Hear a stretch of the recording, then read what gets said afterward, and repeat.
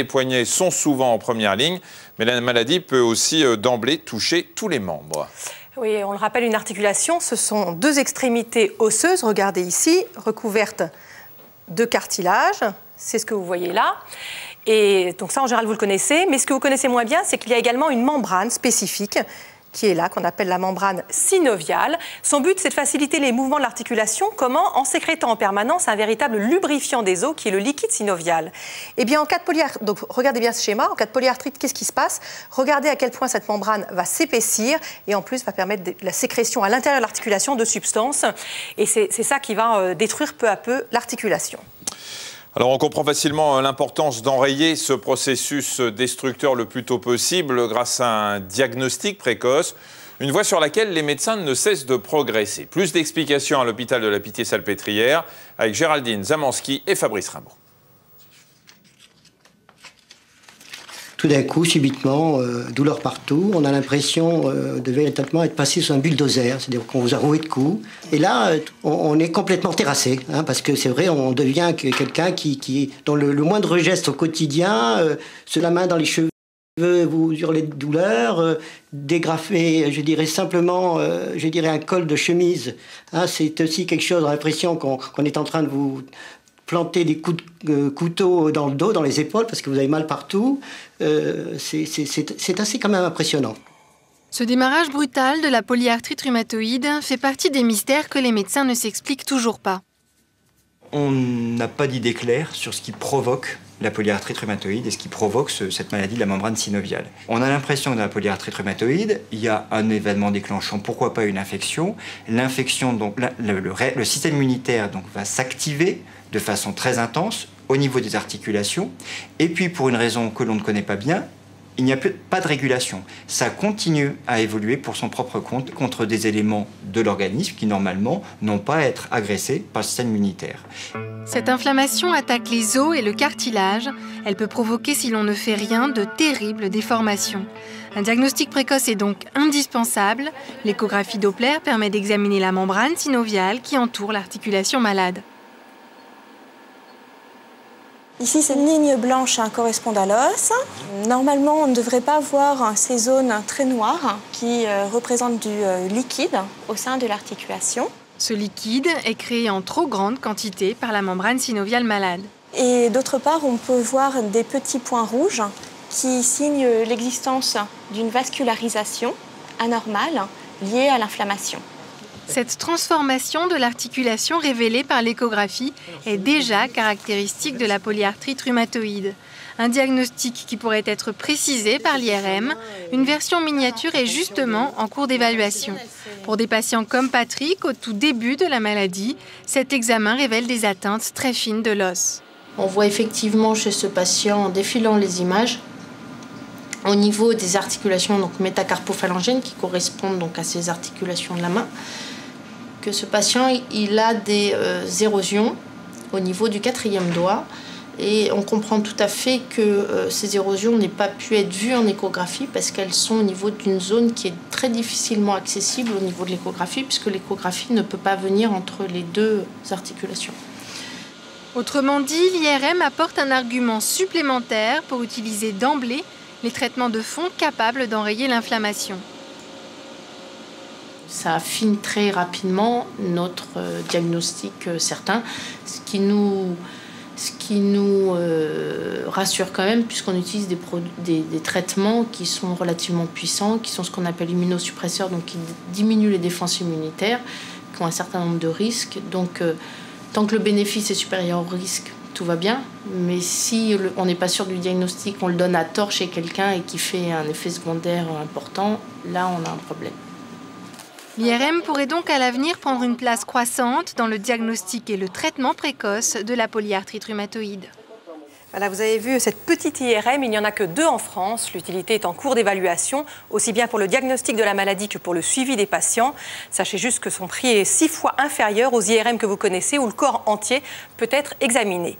L'objectif des médecins aujourd'hui, c'est de pouvoir engager le plus tôt possible la meilleure stratégie. Alors on l'a vu dans le reportage, il y a des traitements de fond, c'est-à-dire capables de s'attaquer à l'origine du problème, l'emballement du système immunitaire qui provoque cette inflammation. Le plus ancien, le premier utilisé est le méthotrexate. Et depuis quelques années, de nouveaux médicaments, les biothérapies, peuvent lui être associés. Alors comme ces traitements mettent du temps à agir, ils sont presque toujours associés à des traitements anti-inflammatoires plus connus, comme la cortisone, pour soulager les patients. Et quand la maladie n'a pas pu être stoppée dans sa progression, la chirurgie permet aussi de corriger une déformation ou de reconstruire une partie de l'articulation lésée. Et puis autre possibilité, si l'articulation est totalement détruite, on peut mettre une prothèse, ce qui améliore souvent la qualité de vie des malades.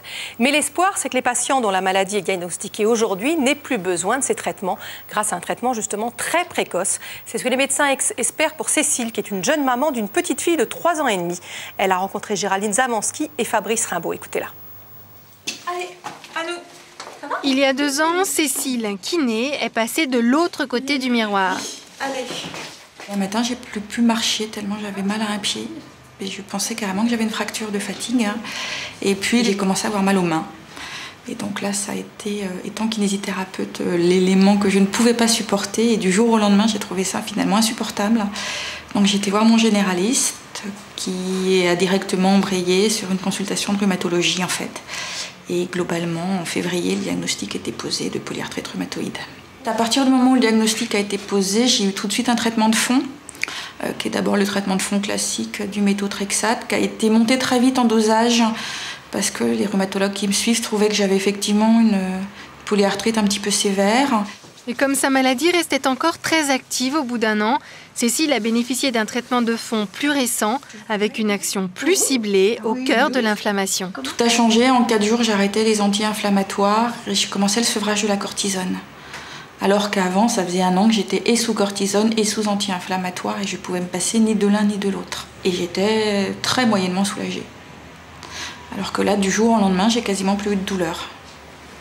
J'ai plus de douleur et un autre symptôme qui est important, je trouve, dans la polyarthrite, qui est difficile à évaluer, c'est la fatigue. Je me suis levée pendant des mois fatiguée, en ayant passé des nuits correctes. Et avec le nouveau traitement, je suis fatiguée le soir vers 20h, presque normal. Et je masse parfaitement normalement, je dirais comme j'ai pu apprendre au temps de mes études, alors que c'est vrai qu'il y a un moment, je pouvais quasiment plus masser de cette manière. J'étais obligée de faire des adaptations, des fois de masser avec l'avant-bras, avec le dos de la main, mais effectivement, ouvrir la main comme ça, ou même les doigts, des fois, c'était extrêmement douloureux. Et j'essayais de ne pas me mettre, par exemple, trop de patients d'affilée sur qui je devais faire des massages un peu longs parce que je savais que ça serait difficile. Donc c'est vrai que, par exemple, en termes de planning, là, je me pose plus de questions. Le planning de Cécile garde tout de même une séquelle liée à la maladie. Elle ne peut plus s'occuper des bronchiolites des tout-petits. En fait, dans le traitement de fond dont je bénéficie depuis maintenant 2 ans, le gros problème, c'est l'augmentation des risques d'infection, essentiellement au niveau pulmonaire. Donc, je limite fortement les patients que je prends en charge au niveau kinésithérapie respiratoire et les patients que j'ai pu conserver. Je mets systématiquement un masque, par contre, pour effectivement limiter ces risques-là, en fait. Mais comme j'aime pas trop le masque, dès que j'ai plus l'occasion, en fait, de vraiment être en kiné respiratoire, je l'enlève. Et tu peux faire l'éléphant? Tu veux que je fasse l'éléphant qui marche tout doucement? Résultat, ça va donc beaucoup mieux au boulot et surtout à la maison avec Claire, 3 ans et demi. Lui tenir la main, jouer, la prendre dans les bras. Avant, tout était douloureux. En fait, j'avais envie de faire le truc sur les pieds parce que, en fait, j'avais mal au moment où c'était l'âge où elle avait envie de le faire et c'était insupportable pour moi. Allez, grimpe, allez. C'est vrai que là, du coup, je me pose plus la question, j'attrape n'importe comment. C'est vrai que ça n'a rien à voir, quoi. D'autant plus qu'elle est beaucoup plus lourde que quand elle avait 18 mois. Attends, maman. Qu'est-ce que tu veux faire? Je me mettrai comme ça. Oui, mais qu'est-ce qu'on fait maintenant? Alors, si vous voulez en savoir plus sur cette maladie, un livre extrêmement complet, la polyarthrite rhumatoïde. C'est chez Jacob Duvernay dans la collection Parlons-en vraiment, écrit par Xavier Legrand du Laurence, avec des témoignages de patients que vous retrouvez d'ailleurs sur un DVD, puis des explications de médecins. Et puis vous pouvez contacter l'Association française des polyarthritiques, l'AFP, comme l'agence, 53 rue Compense, dans le 19e à Paris, avec une adresse internet www.polyarthrite.org, un numéro de téléphone le 01 40 03